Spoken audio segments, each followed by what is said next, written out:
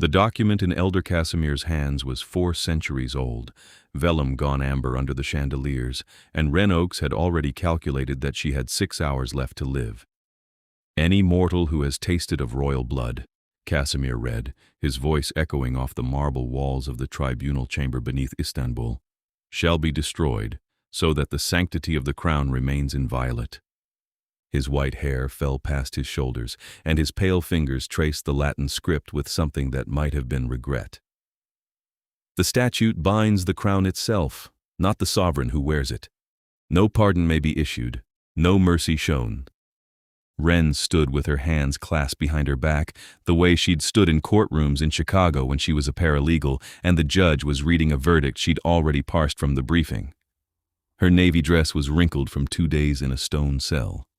Her dark hair needed washing, but her spine was straight, and her gaze was steady, because if she was going to die for the crime of having a vampire king's blood on her tongue, blood he'd given her to save her life after a car accident that had shattered her chest, then she'd do it without begging. "The law is clear," Casimir continued, and now he did sound regretful. He looked up from the vellum, his black eyes scanning the half-circle of elders seated on the dais, then dropping to Wren. "I am sorry, Miss Oakes. You seem a decent woman, but the statute has stood for 800 years, and it exists for reason. If mortals could drink royal blood with impunity, our sovereignty would become a prize to be stolen, drop, by every human with ambition and a knife." "I understand the law," Wren said quietly. Her voice carried in the vaulted space, and she was aware of the other vampires in the chamber guards in black along the walls, courtiers in the gallery above, all of them white-haired and pale and beautiful, and watching her the way you'd watch a sparrow that had flown into a cathedral and couldn't find its way out. "I'm not contesting its validity. I'm just asking that you acknowledge I didn't seek the blood. I was dying. King Lysander gave it to me without my knowledge or consent." "We acknowledge that," said another elder, a woman named Valentina, whose gown was the color of dried roses. "But intent is not an element of the offense. The statute is strict liability. You tasted royal blood. The penalty is death." "Then get on with it," said a voice from the shadows at the far end of the chamber, and every vampire in the room went still. Lysander Yaroslav stepped into the light, and Wren's heart kicked against her ribs, even though she'd been expecting him, hoping for him, even though hope was illogical when the statute bound the crown and he could not pardon her. He looked like winter itself had taken human form. White hair to his shoulders, skin so pale it seemed to glow, tall and broad-shouldered in a charcoal suit that had probably cost more than Wren's law school loans. His eyes were silver, the way they got when he was angry, and he was very, very angry. "Your Majesty," Casimir said, rising from his seat and bowing. The other elders rose as well, a ripple of black and gray and burgundy silk. "We are conducting the tribunal as the law requires." "I know what you're conducting," Lysander said. His voice was quiet, but it cut through the space like a blade.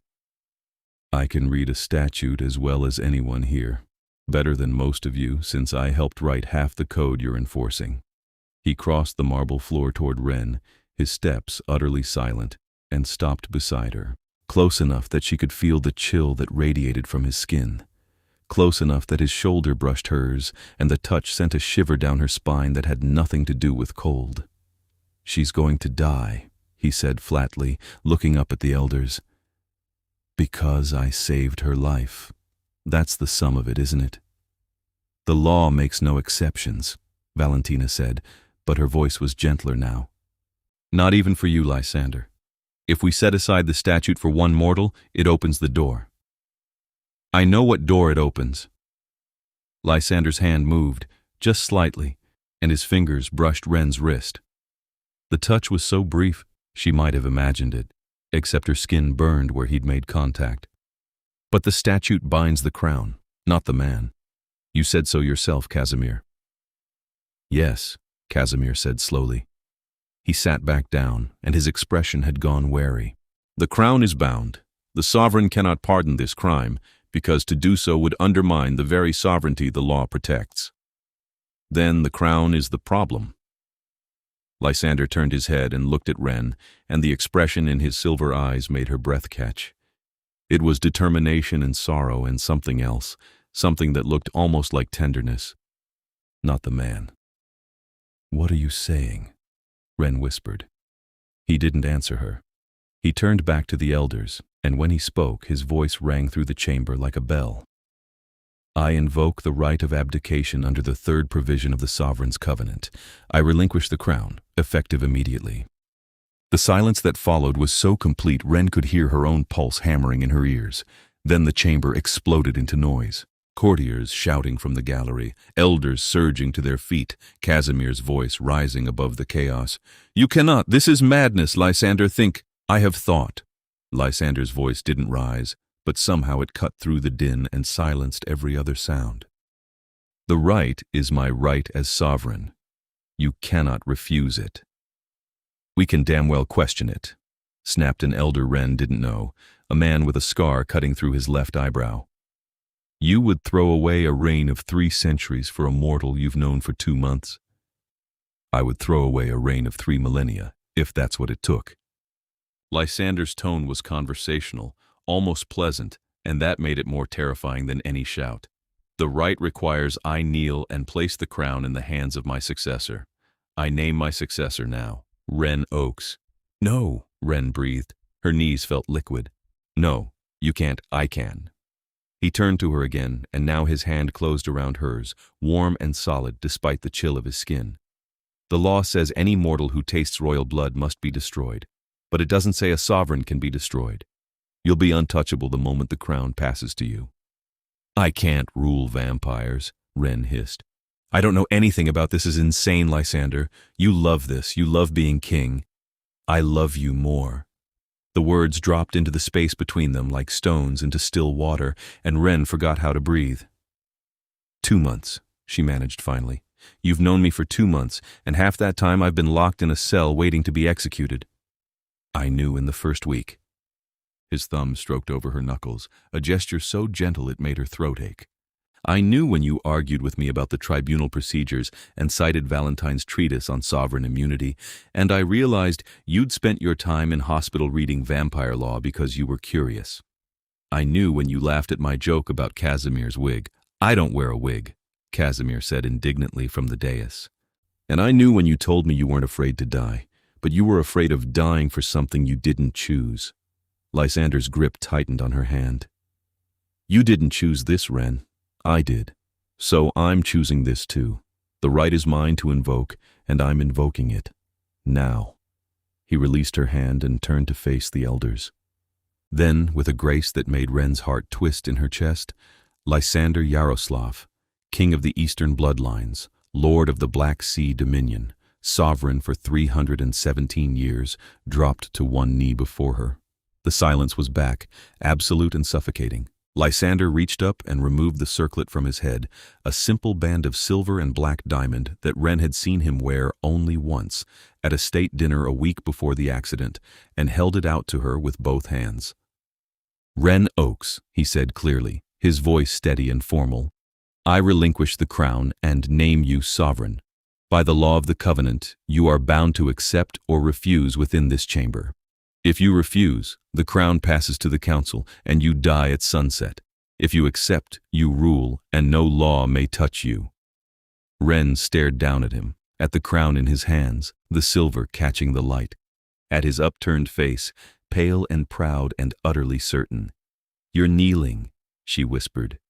"You Lysander, you don't kneel to anyone. I'm kneeling to you." His mouth curved just slightly into something that wasn't quite a smile. "Take the crown, Wren. Let me save your life the way you didn't get to choose the first time." Her hands were shaking when she reached out. The metal was cool under her fingers, shockingly light, and when she lifted it from his hands, the weight of what he'd just done settled onto her shoulders like a cloak made of lead. "I accept," she said, and her voice cracked on the words. "I accept the crown." "Then rise, Queen Wren," Casimir said, and he sounded exhausted, "and may the gods have mercy on us all." Lysander stood in one fluid motion, and for a moment he just looked at her. Then he inclined his head, not quite a bow, but an acknowledgement, and stepped back. "Long live the Queen," he said softly, and the court, after a long, stunned pause, echoed him. The crown felt like it was burning a hole through Wren's skull. She sat in what had been Lysander's study, her study now, she supposed, though the thought made her want to laugh hysterically, and stared at the stack of documents Casimir had brought her an hour ago. Protocols, procedures, a list of every vampire in the Eastern bloodlines, organized by age, rank, and bloodline affiliation. A separate list of every human citizen under the Dominion's protection, which was apparently a thing that existed and Wren had not known about until today. "I can't do this," she said aloud. "Yes, you can," Lysander said from the doorway. Wren looked up. He'd changed out of the suit into dark trousers and a linen shirt, and his hair was tied back, and he looked simultaneously more relaxed and more dangerous than she'd ever seen him. "I'm a paralegal," she said. "I filed motions and did discovery and wrote memos. I never," she gestured helplessly at the documents.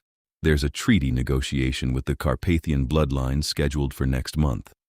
There's a petition from a coven in Prague asking for asylum because their lord is apparently unsuitable, which I think is vampire for dangerously insane. There's a ceremony I'm supposed to preside over next week where I formally invest 3 new elders, and I don't even know what investing an elder means. It means you give them a ring and a title and you say some words in Latin." Lysander crossed the room and leaned against the desk, his arms folded. "Casimir will write the words for you. He's done it before." "That's not the point." Wren stood abruptly, the chair scraping against the floor. "The point is, I have no idea what I'm doing, and every vampire in the Dominion knows it. How long before someone challenges me? How long before they decide a human queen is an insult and they, I don't know, stage a coup?" 3 days, Lysander said calmly. "Maybe 4. Wren stared at him. "That's not funny. I'm not joking." He straightened and moved closer, and Wren had to tilt her head back to meet his eyes. "There's an elder named Constantine who's been angling for the crown for 2 centuries. He'll move against you as soon as he thinks he can win. Probably he's already started gathering support. And you're telling me this now?" Wren's voice rose. "You could have mentioned this before you abdicated. If I'd mentioned it, would you have refused the crown?" "Yes." "Then I made the right choice not to tell you." Lysander's hand came up, his fingers brushing her cheek, and Wren froze. "Wren, listen to me. You're smart. You're brave. You spent 2 days in a cell preparing to die with more dignity than half the elders on that dais have managed in their entire immortal lives. You can do this." "I don't want to do this," Wren said, and her voice broke. "I don't want to be queen. I don't want you to have given up something you loved for me. I want—" She stopped, because what she wanted was impossible. She wanted to go back to the moment before the car accident, before the truck ran the red light, before her ribs shattered and her lung collapsed, and Lysander had torn open his own wrist to save her. "What do you want?" Lysander asked quietly. "I want you to be king again," Wren whispered. "I want you to have your crown back." His hand slid from her cheek to cup the back of her neck, and the touch was so gentle it made her want to cry. "I gave up the crown, Wren. I didn't give up ruling. If you'll let me, I'll stand beside you. I'll advise you. I'll teach you everything you need to know. And when Constantine comes, because he will come, I'll put a sword through his chest and make sure he never threatens you again." "You're supposed to be the king," Wren said helplessly. "Not my bodyguard. I'm supposed to be whatever keeps you alive." His thumb stroked along the line of her jaw, and his eyes had gone soft, the silver warming to something almost human. "I didn't kneel because the law forced me to, Wren. I knelt because I wanted to, because you mattered more than the crown. You still do." Wren's breath hitched. "You said you loved me." "I do. You barely know me." "I know enough." He leaned closer, and Wren could feel the cold radiating off him, could see the faint shimmer of otherness in his eyes that reminded her he wasn't human, had never been human. "I know you drink terrible coffee and you hum when you're reading, and you told Valentina her interpretation of the asylum statute was embarrassingly ahistorical, which made Casimir laugh so hard he choked. I know you're terrified right now, but you're not running, that's enough. I don't have anywhere to run to, Wren pointed out, but her voice was shaking. You do. You could refuse to rule, abdicate the way I did, walk away. His hand fell from her neck, and he stepped back, giving her space. I won't stop you. No one will. You'd be mortal again, untouchable under the law, because you'd been sovereign. You could go back to Chicago, go back to your life. And you'd what? Stay here? I'd go wherever you went, Lysander said simply. But that's not the question I'm asking. I'm asking if you want to stay, if you want to try. Wren looked at him, at the king who'd given up his throne to save her, who was standing in front of her now with no crown, no power, nothing but the quiet certainty in his eyes, and felt something shift in her chest. If I stay, she said slowly, and Constantine tries to kill me, he won't succeed. But if he tries, yes, you'd kill for me. I'd burn the world for you, Lysander said, and he sounded so matter-of-fact about it that Wren believed him. But I don't think it'll come to that. I think you'll surprise yourself, and I think you'll be a better queen than I was a king. That's insane, Wren said, but she was smiling, just a little. Probably. He smiled back, and it transformed his face, made him look younger and almost human. But you're still here, so maybe you're a little insane too. Maybe, Wren agreed. She took a breath, then reached up and touched the circlet on her head. She'd forgotten she was still wearing it. The metal was warm now, heated by her skin. Okay, I'll try. But if I start a war or accidentally insult the Carpathians or I don't know, break some ancient protocol and get us all killed, I'm blaming you. Fair enough, Lysander said. He held out his hand, and after a moment, Wren took it. His fingers laced through hers, cool and strong, and the touch sent a shiver up her arm that had nothing to do with fear. Thank you, she said quietly, for saving me, again. Always, Lysander said, and the words sounded like a promise. Constantine made his move on the 5th day. Wren was in the throne room, a cavernous space with vaulted ceilings and black marble floors, lit by chandeliers that dripped crystal, listening to a dispute between two minor lords about hunting rights in the forests outside Bucharest. It was tedious and complicated, and involved property law that dated back to the 16th century, and Wren was genuinely trying to follow the arguments when the doors at the far end of the hall slammed open. Constantine strode in with a dozen vampires at his back, all of them armed. Wren's first thought was that he looked exactly like she'd expected. Tall, pale, white-haired, with a face like a marble statue and eyes the color of old blood. Her second thought was that the swords his followers were carrying looked extremely sharp. This audience is over, Constantine announced. His voice echoed through the hall, and the two minor lords who'd been arguing fell silent and backed away. I invoke the right of challenge. Wren Oakes, you are not fit to rule. You are mortal, ignorant, and weak. I claim the crown by trial of blood. Wren's heart was pounding so hard she could feel it in her throat, but she kept her voice steady. The right of challenge requires the challenger to face the sovereign in single combat. Are you challenging me, Constantine? I am. He drew his sword, and the blade gleamed in the candlelight. Unless you'd prefer to abdicate and save us all the— She accepts, Lysander said, and Wren's head whipped around. He'd been standing in the shadows near the dais, so still she'd almost forgotten he was there. Now he stepped forward, and there was something in his expression that made Wren's breath catch something cold and deadly and utterly calm. The sovereign may name a champion to fight in her stead, Lysander continued, his eyes fixed on Constantine. That's also part of the right of challenge. Or did you conveniently forget that provision? Constantine's lip curled. The law allows a champion, yes, but no one will fight for her. She's mortal. She's nothing. I'll fight for her. Lysander descended the dais steps, moving with that unnatural vampire grace, and stopped a few feet from Constantine. I'll be her champion. If you want the crown, you go through me first. You're not king anymore, Constantine said, but there was something wary in his eyes now. You gave up the crown. You have no authority here. I have the authority she gives me. Lysander glanced back at Wren, and his mouth curved into something that wasn't quite a smile. "My queen, do I have your leave to represent you in this challenge?" Wren swallowed hard. Every instinct she had was screaming at her to say no, to find another way, because if Lysander fought Constantine and lost, but there was no other way. She could see that in the faces of the vampires around the room, in the way they were watching her with a mixture of curiosity and contempt. If she refused the challenge, she'd look weak. If she tried to fight Constantine herself, she'd die. The only option was to let Lysander do what he'd promised to do, stand beside her, protect her, kill for her, if that's what it took. "You have my leave," she said clearly. "And my gratitude." Lysander inclined his head. Then he turned back to Constantine and said, "Let's get this over with." They fought in the courtyard, under a sky streaked with the violet and gold of approaching sunset.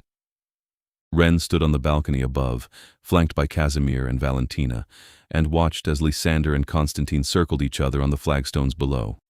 Both of them had removed their jackets. Both of them moved with the fluid, inhuman grace that made Wren's stomach twist, because it was beautiful and terrible and wrong in a way she couldn't articulate.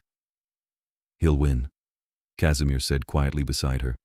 "Lysander is older, stronger, and faster. Constantine is a fool to have challenged him." "Then why did he?" Wren asked. She couldn't look away from the courtyard, from the way Lysander's sword caught the light as he shifted his grip. "Because he thought you wouldn't name a champion," Valentina said. "He thought you'd try to fight him yourself, and he'd cut you down, and the crown would pass to the council. He didn't expect Lysander to intervene." "Why wouldn't he intervene?" Wren's hands tightened on the balcony railing. "He abdicated to save me. Of course he'd fight for me." "Abdicated kings don't usually linger," Casimir said. His tone was thoughtful. "They leave. They disappear. They don't stay and serve the new sovereign.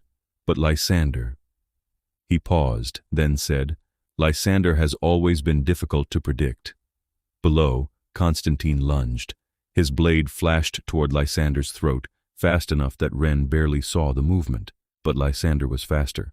He sidestepped, his sword coming up in a smooth arc, and the clash of metal on metal rang through the courtyard like a bell. They broke apart, circled again. Constantine was saying something Wren couldn't hear the words, but she could see the sneer on his face, and Lysander didn't react. He just watched, his expression unreadable, his sword held low and ready. "He's toying with him," Valentina murmured. "He could end this in seconds if he wanted to." "Then why doesn't he?" Wren demanded. "Because he wants Constantine to know he's outmatched," Casimir said. "He wants everyone watching to know that challenging you means facing Lysander, and facing Lysander means death. It's a lesson, Your Majesty. A public one." Wren's stomach churned. She wanted to look away, but she couldn't. She owed it to Lysander to watch, to bear witness to what he was doing for her. Constantine attacked again, a flurry of strikes that drove Lysander back 3 steps. For a moment, Wren hoped that maybe it would be quick, that Constantine would make a mistake and Lysander would disarm him, and it would be over. But then Lysander moved. It was so fast Wren almost missed it. One moment he was on the defensive, blocking Constantine's strikes. The next he was inside the other vampire's guard, his sword a silver blur. Blood sprayed across the flagstones, black in the fading light, and Constantine staggered back with a scream. Lysander's blade had opened a gash across Constantine's chest, deep enough that Wren could see bone. "Yield," Lysander said. His voice was calm, almost gentle. "Yield, and I'll let you live." "Never!" Constantine spat. He lunged again, wild and desperate, and this time Lysander didn't hold back.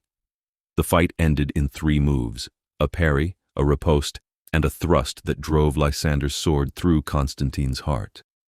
The older vampire froze, his eyes going wide, and then Lysander twisted the blade and Constantine crumbled to ash. The silence that followed was absolute. Lysander stood alone in the courtyard, his sword still extended, ash drifting around his feet like snow. Then he lowered the blade, turned, and looked up at the balcony, at Wren. "The challenge is answered," he called. His voice rang through the courtyard, clear and steady. "Anyone else?" No one moved. No one spoke. Good, Lysander said. He sheathed his sword and started toward the palace entrance. Long live the queen! And this time, when the court echoed him, there was no hesitation. Wren found Lysander an hour later in the armory, cleaning his sword. You didn't have to kill him, she said from the doorway. Lysander didn't look up. He ran the cloth along the blade in long, steady strokes, wiping away the last traces of Constantine's blood. Yes, I did. If I'd let him yield, someone else would have challenged you within the week. This way, they know the cost. The cost of challenging me is death, Wren said quietly. That's what you just taught them. Yes. Now he did look up, and his silver eyes were calm. Is that a problem? Wren stepped into the armory and closed the door behind her. The room was lined with weapons, swords, and daggers and things she didn't have names for, and it smelled like oil and old stone. I don't know, she said honestly. I've never watched someone die before. Not like that. He wasn't alive. Lysander set the sword aside and stood. Not the way you think of life. He was old, Wren, older than me. He'd forgotten what it meant to be anything other than a predator. If I'd let him live, he would have come for you again. And again. Until he succeeded. I know. Wren wrapped her arms around herself, suddenly cold. I know you're right. She stopped, swallowed hard. Thank you. For fighting for me. For winning. I told you I would. He crossed the room to her, and his hands settled on her shoulders, warm despite the chill of his skin. Are you all right? I don't know, Wren admitted. She looked up at him, at the face she'd come to know over the past 2 months, beautiful and inhuman and impossibly dear. I keep thinking about what you said, that you'd burn the world for me, and I believe you. I think that's what scares me. I scare you? Lysander's brows drew together. No. Yes. Not. Wren made a frustrated noise. Not you, what you make me feel. I didn't ask to fall in love with you, Lysander. His hands tightened on her shoulders. You're in love with me? Of course I am, Wren said, and her voice cracked. You gave up your throne for me. You knelt in front of the entire court for me. You just killed a vampire twice your age for me. How could I not? She stopped, closed her eyes. But I don't know what to do with that.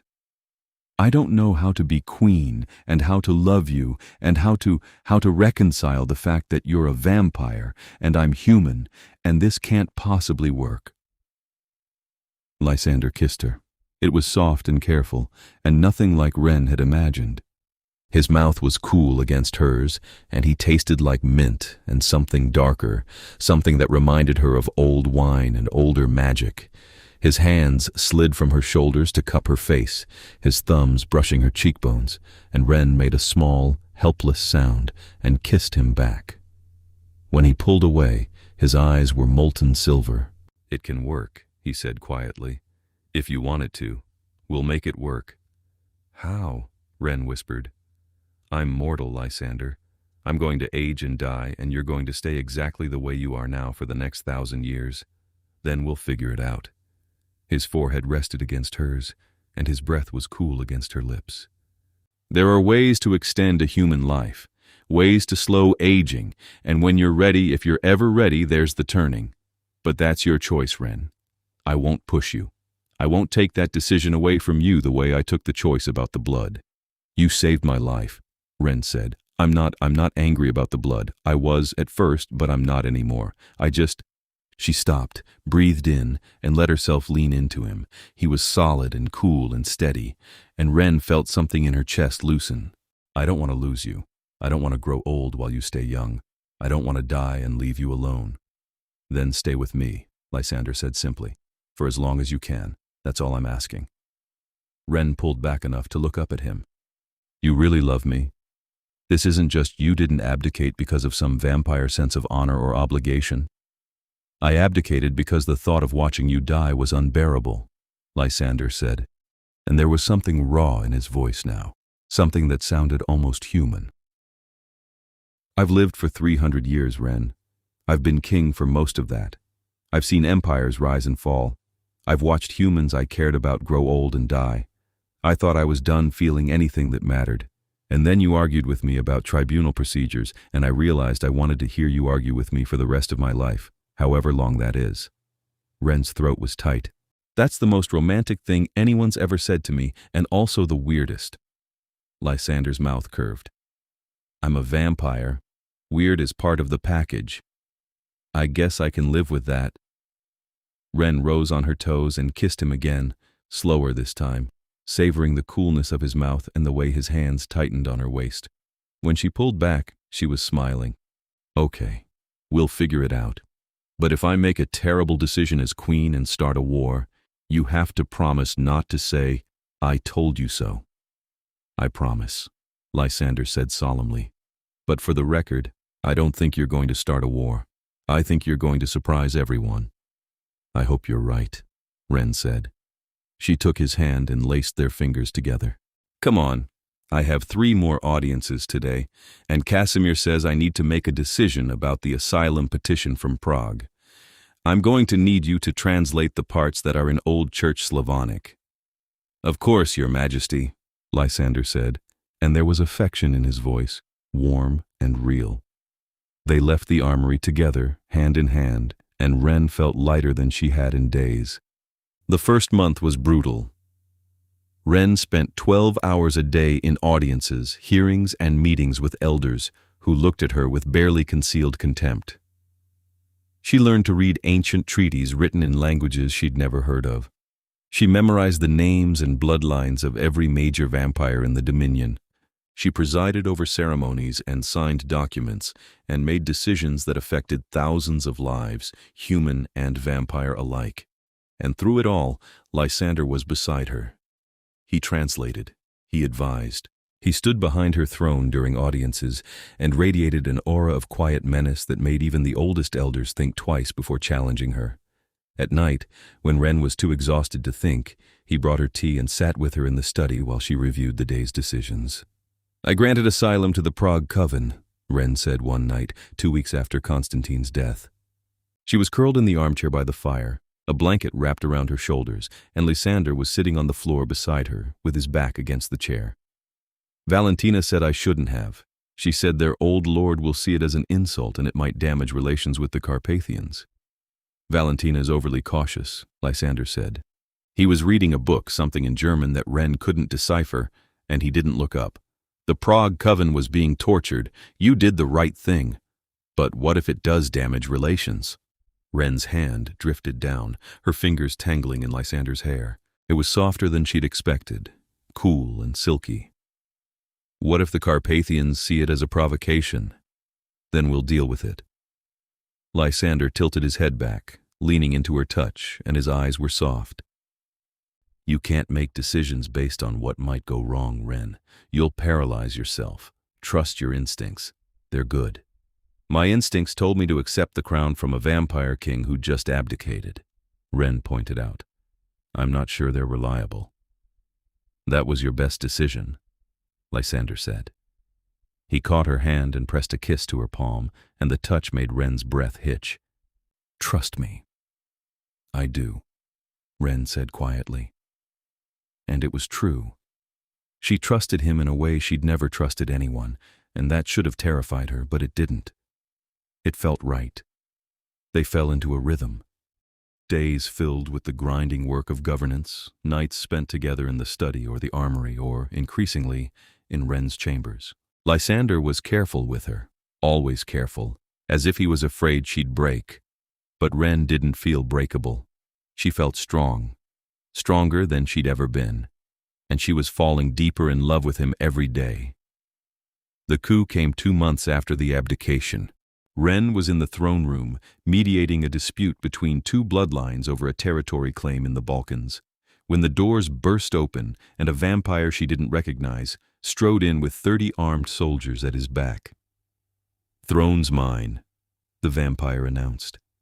He was younger than Constantine had been, with white hair cropped short and eyes like black ice. "Name's Dmitri. I claim the crown by right of strength. Step down, mortal, or die where you sit." Wren's heart kicked into overdrive, but she kept her expression calm. The rite of challenge requires— I'm not invoking the rite of challenge, Dmitri interrupted.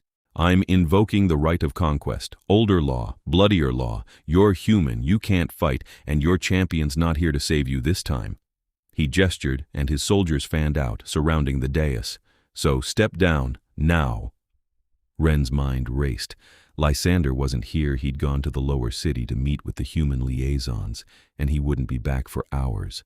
Casimir and Valentina were in the gallery, but they were outnumbered, and even if they tried to fight, 30 soldiers would cut them down in seconds. She was alone. The rite of conquest was abolished in 1587, Wren said, stalling for time. Her hands were shaking, but she clasped them in her lap and forced herself to meet Dmitri's eyes. The sovereign's covenant superseded it. If you want the crown, you go through the proper channels.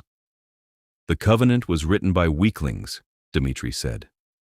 He drew his sword, and the blade gleamed in the candlelight. I'm bringing back the old ways. The strong rule, the weak die. That's how it should be.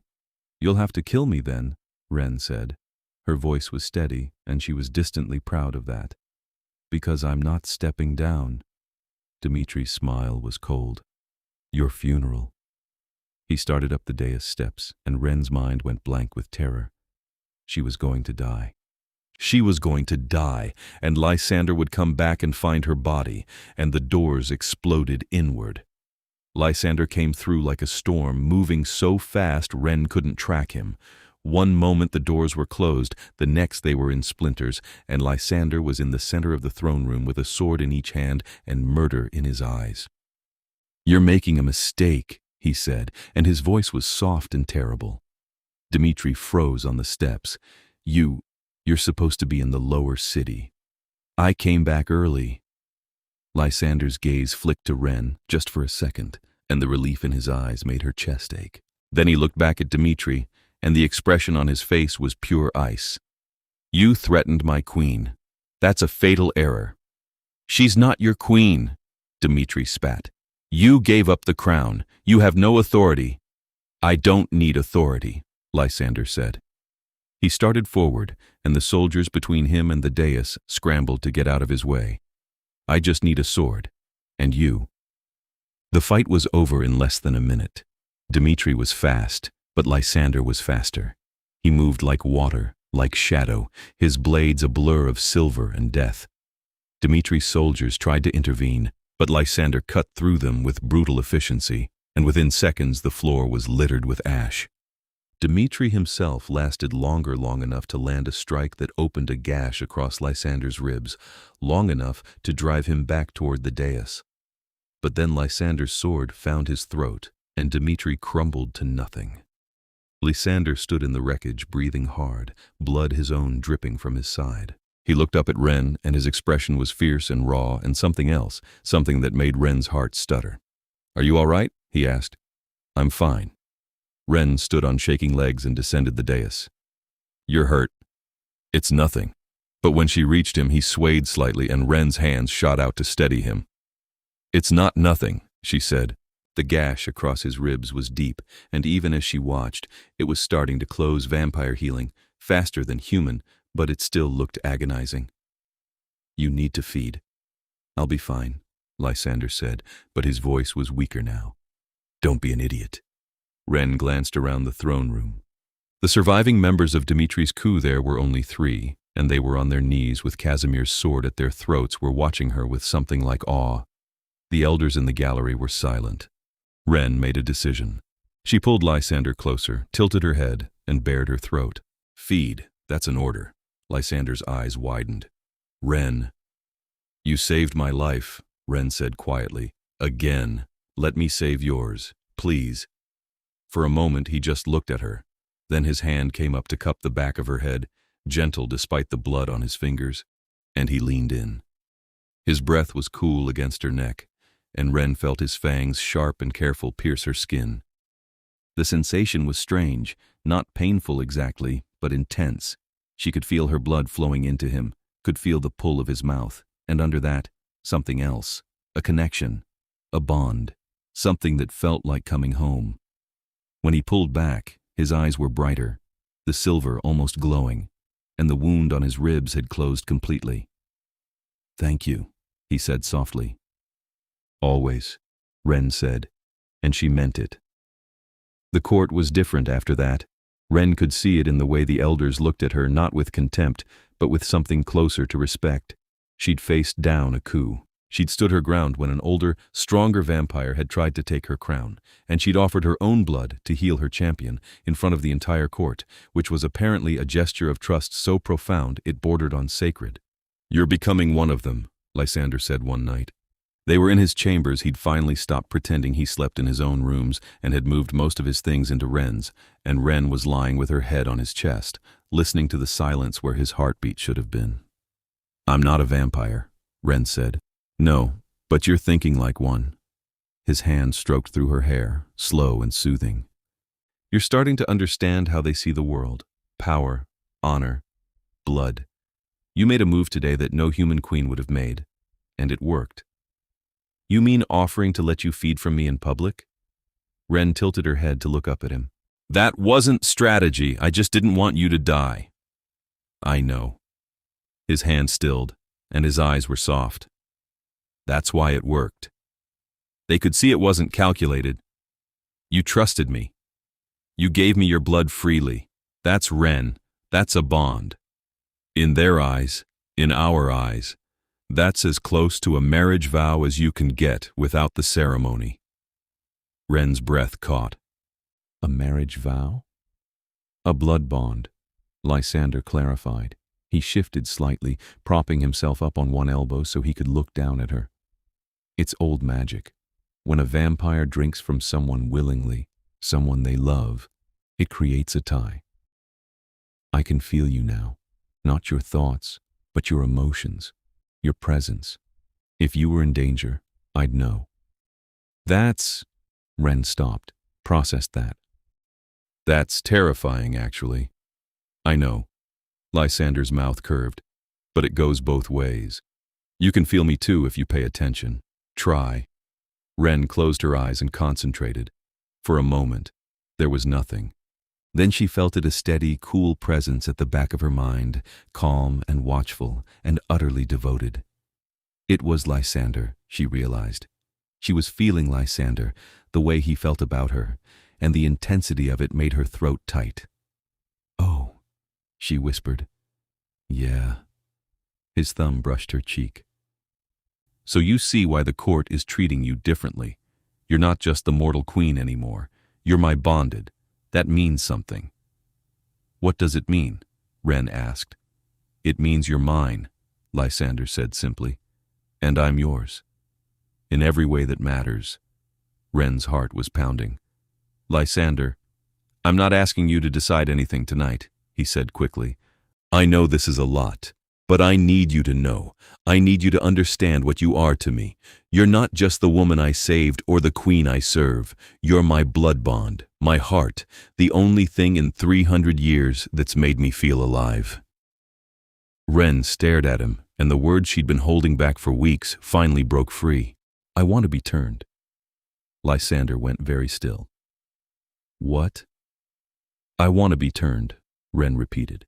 She sat up, pulling the blanket around her shoulders, and met his eyes. "Not right now. Not until I've done what I need to do as queen. But eventually, Lysander, I don't want to grow old while you stay the same. I don't want to die and leave you. I want to stay with you. For as long as forever, if that's possible." "It's possible," Lysander said. His voice was rough. "But Wren, you need to understand what you'd be giving up. Your humanity, the sunlight, a normal life." "I haven't had a normal life since the car accident," Wren pointed out. "And I don't care about sunlight. I care about you. I care about this." She gestured around them, at the room, the palace, the strange, impossible life they'd built together. "I'm happy here. I'm happy with you. Why would I give that up?" Lysander reached for her, his hands framing her face, and his expression was so tender it made Wren's chest ache. "Are you sure?" "I'm sure," Wren said. "But I need to do something first. I need to fix the law." What law? The statute that almost killed me. Wren's voice hardened. The one that says any mortal who tastes royal blood has to die. It's barbaric, Lysander. It's wrong, and it's going to keep happening unless someone changes it. Lysander's eyes widened. You want to repeal the statute? I want to repeal it and replace it with something better, Wren said. Something that protects the sovereignty of the crown without executing innocent people. I've been reading the code. There are provisions for reform. I can bring it before the council, argue the case, and if I can get a majority, you'll have a fight on your hands, Lysander warned. The statute has stood for 8 centuries. The elders won't want to change it. Then I'll change their minds. Wren's jaw set. I'm the queen. I have the authority to propose reforms, and I have you. You'll help me, won't you? Of course, Lysander said. He pulled her close, wrapping his arms around her, and Wren felt the bond between them hum with warmth. I'll help you. We'll do it together. Together, Wren echoed, and she smiled against his chest. The repeal took 3 months. 3 months of arguments and debates and late-night sessions with Casimir, drafting and redrafting the new statute. 3 months of navigating the labyrinthine politics of the vampire court, convincing elders one by one that change was necessary.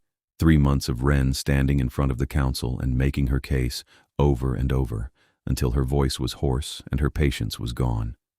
But in the end, she won. The vote was close 12-10, with Casimir casting the deciding vote, but it was enough. The old statute was repealed. The new one was more nuanced, more just. It protected the crown's sovereignty, while allowing for exceptions in cases of coercion, emergency, or genuine love. It wasn't perfect, but it was better. And it meant that no one else would die the way Wren almost had. You did it, Lysander said when the vote was announced. They were standing on the balcony outside the council chamber, looking out over the city, and his hand was warm in hers. You actually did it. We did it, Wren corrected. She leaned against him, exhausted and exhilarated. I couldn't have done it without you. You could have, Lysander said, but I'm glad I was here. Wren turned to look at him, and the expression on his face made her breath catch. I'm ready, she said quietly. Ready for what? To be turned. Wren took his hand and placed it over her heart. I've done what I needed to do. The law's fixed. The court is stable. I'm ready to stay with you, if you'll have me. Lysander's eyes widened, then softened, and he pulled her close. I'll have you, he said, his voice rough. For as long as you'll let me. Forever, if that's what you want. Forever sounds good, Wren said, and she kissed him. The turning happened on a night when the moon was dark and the city was quiet. Wren lay in Lysander's bed, their bed now, and watched as he knelt beside her. His face was pale and beautiful in the candlelight, and his hands were shaking slightly as he reached for her. Are you sure? He asked one last time. I'm sure, Wren said. She took his hand and pressed it to her cheek. I trust you. I love you. Turn me. Lysander leaned down and kissed her, slow and deep. Then he pulled back, his fangs extending, and bit into his own wrist. Blood welled up, dark and rich, and he held it to her lips. Drink, he said softly, and then I'll finish it. Wren drank. The blood was bitter and sweet at once, and it burned going down, but she didn't stop. She drank until Lysander pulled his wrist away, and then she lay back and waited. This will hurt, Lysander said. His voice was tight. I'm sorry. I know, Wren said. She reached up and cupped his face. It's okay. I want this. Lysander's fangs sank into her throat, and the pain was immediate and overwhelming. It felt like fire in her veins, like her blood was turning to acid, and Wren gasped and arched against him. But Lysander held her steady, his arms wrapped around her, and through the pain, she could feel the bond between them, pulsing and bright and alive. And then the pain faded, replaced by something else, a coldness that spread through her body, numbing her limbs, slowing her heartbeat. Wren's vision dimmed, and for a moment she was afraid this was death. She was dying. But then Lysander's voice was in her ear, low and steady. Stay with me, Just a little longer. Stay with me, Wren. She held on. She held on to his voice, to the bond, to the love that anchored her. And slowly, so slowly, the coldness receded. Her heartbeat steadied. Her vision cleared. And when she opened her eyes, the world was different, sharper, brighter. She could see every detail of Lysander's face, every flicker of candlelight on the walls.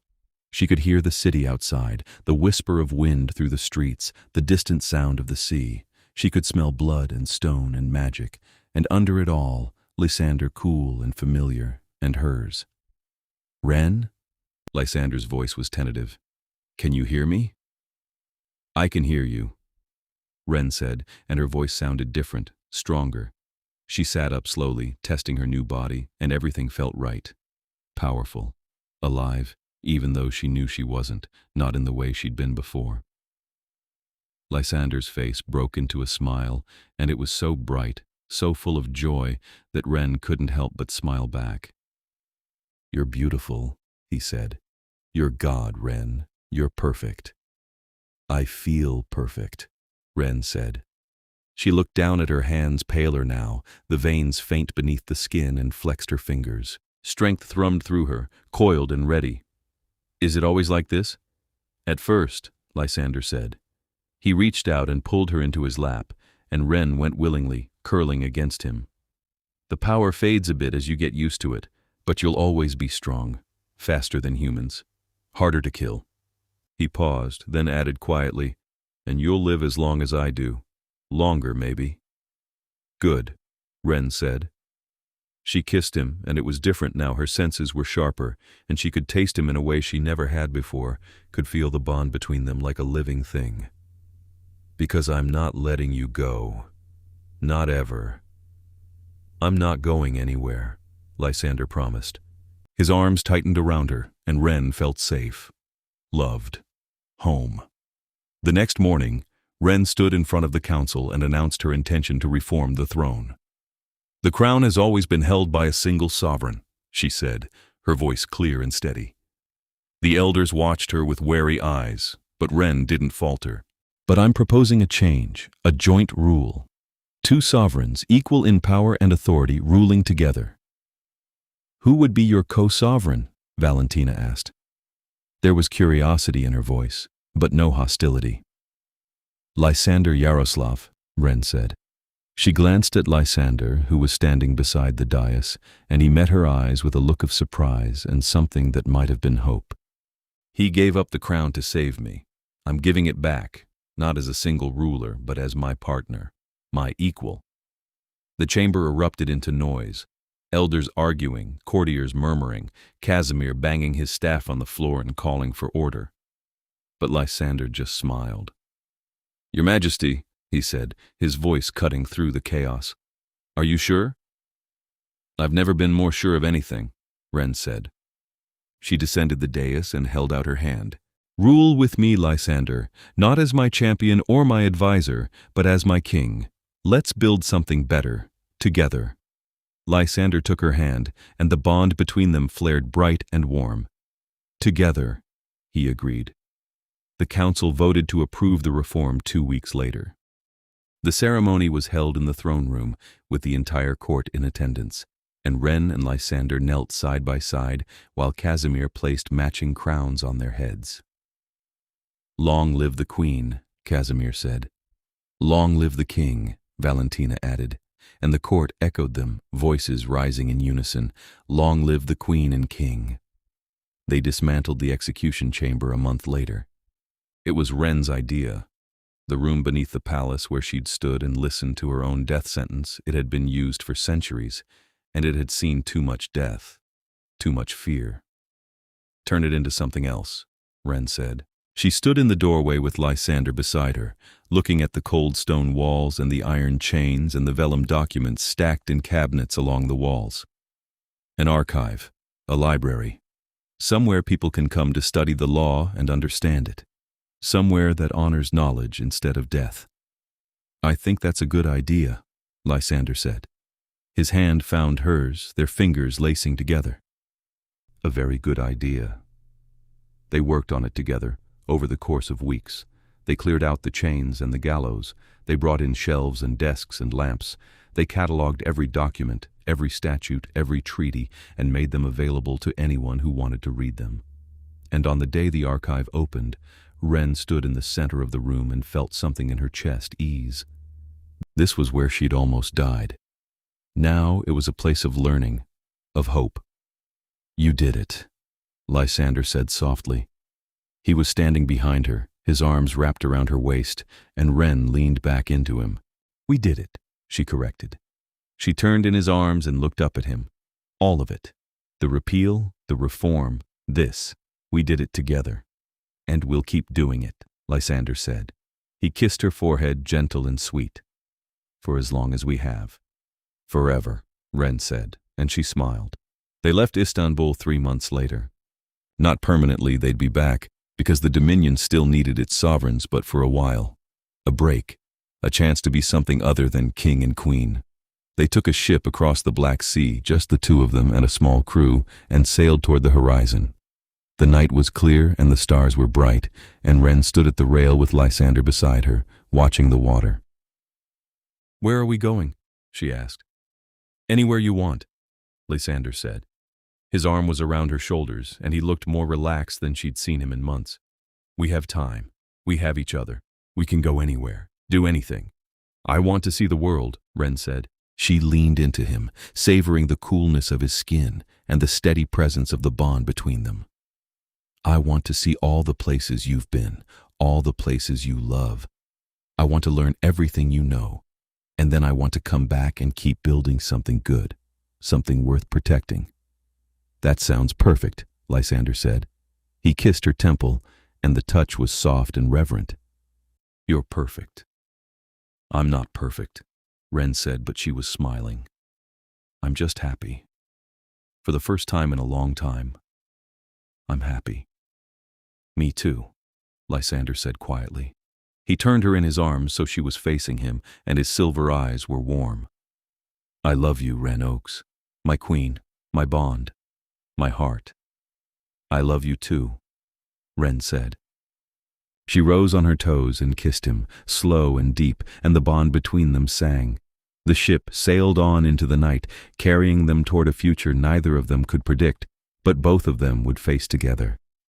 There would be challenges ahead, Wren knew. Politics and power and the endless work of ruling. But there would also be this, moments of peace, of love, of connection. Moments when the world shrank down to just the two of them, standing together under the stars. And that, Wren thought, was more than enough. It was everything.